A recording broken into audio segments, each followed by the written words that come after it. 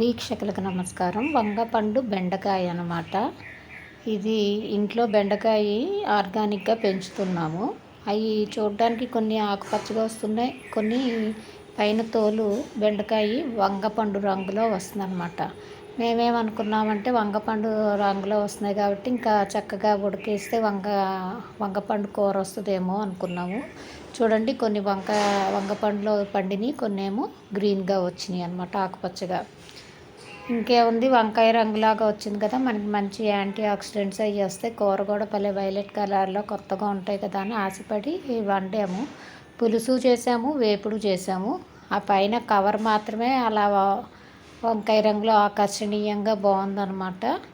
కానీ కూర వండిన తర్వాత మామూలుగానే గ్రీన్గానే అయిపోయింది.